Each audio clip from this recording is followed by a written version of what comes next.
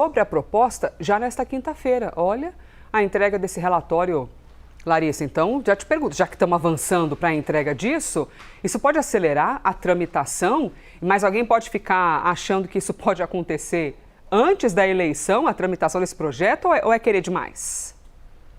Tudo bem, Elisa? Bom dia para você. Cheguei no quase boa tarde, mas cheguei para quem está em casa também acompanhando a gente. Vamos lá, vou tentar responder as suas duas perguntas em uma. Há muita pressão e esse é o sentimento dentro do Senado Federal para que, de fato, se avance e comece mais rápido a tramitação desse texto. E isso inclui, eu senti, há um sentimento ali dentro do Senado, porque a gente vai conversando com a pessoa ali, outra aqui, com os parlamentares, e eu senti nas últimas horas um otimismo maior sobre essa possibilidade de votação antes da eleição já na semana que vem.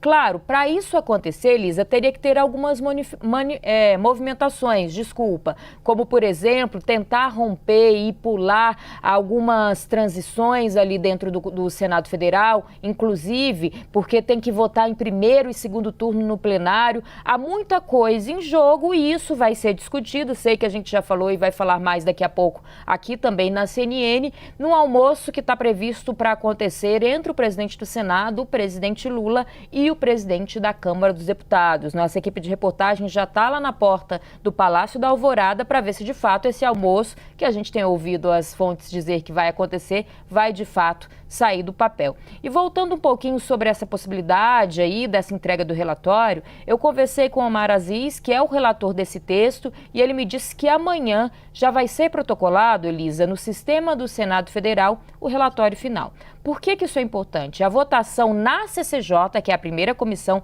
isso sim, já está garantido que vai acontecer antes da eleição. Agora a discussão é se dá tempo de votar em plenário esse texto para poder já virar uma lei e entrar em vigor. Mas ele me disse que já vai protocolar nesta semana, antes mesmo do início dos trabalhos, já que esse esforço concentrado está marcado para o início da semana que vem, para tentar, inclusive, já entregar aos senadores o texto, esses senadores se debruçarem e depois não haver nenhum argumento ali de que o texto foi entregue em cima da hora, que os parlamentares não tiveram tempo de entender o que prevê essa legislação que eles querem de fato, aprovar, e principalmente numa ideia de que na quarta-feira que vem, que é a previsão ali que já está na agenda, a próxima reunião da Comissão de Constituição e Justiça, se consiga votar o texto na comissão sem o que a gente chama de pedido de vista. Isso acontece normalmente, esse pedido de vista, quando os parlamentares argumentam não ter conhecimento sobre o texto. Então, ao prometer apresentar amanhã,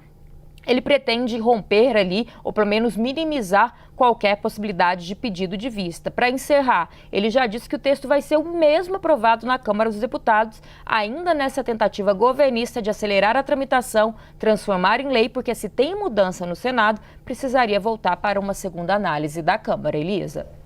Ô Larissa, me conta agora uma outra questão, por favor. O INSS voltou a permitir o empréstimo consignado sem biometria facial, é isso? Para aposentados e pensionistas que não tenham o registro nas bases do governo. E como é que repercute isso aí, principalmente com quem trabalha com segurança?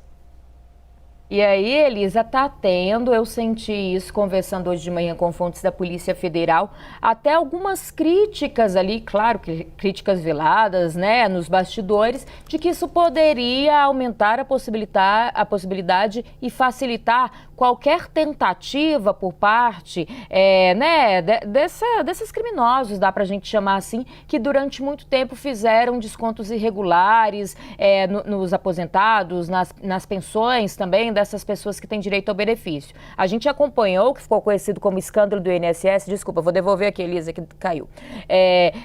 Todo um processo ali de descontos irregulares, porque muitos aposentados argumentavam que não tinham autorizado empréstimos, ou qualquer tipo de desconto de outro benefício, de associações que também descontavam taxas pequenas que conseguiam ali com aquilo bilhões, milhões de reais no fim das contas. Desde março, março, depois do escândalo do INSS, de toda essa história de descontos irregulares, tinha sido suspenso qualquer autorização de empréstimo sem a biometria facial. A gente sabe, acontece isso muito quando a gente entra no banco, hoje em qualquer grande condomínio que a gente vai, que tem ali um sistema que reconhece a nossa bonita carinha, né, Elisa?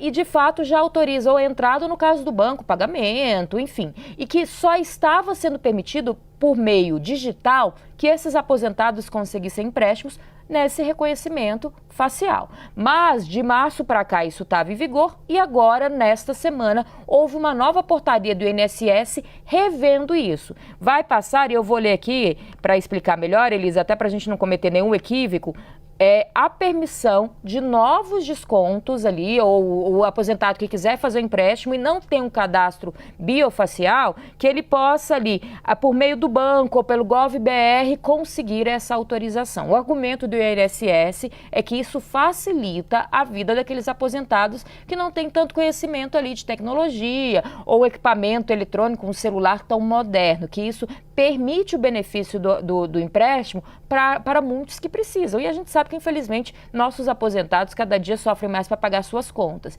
E isso é comemorado por uma ala ali de beneficiar essas pessoas. Mas, por outro lado, há muitos questionamentos sobre a segurança e se isso não pode facilitar novos golpes. Elisa? Com certeza, debate gigantesco, hein? Larissa Rodrigues, nossa analista de política, conversando com a gente ao vivo da Capital Federal.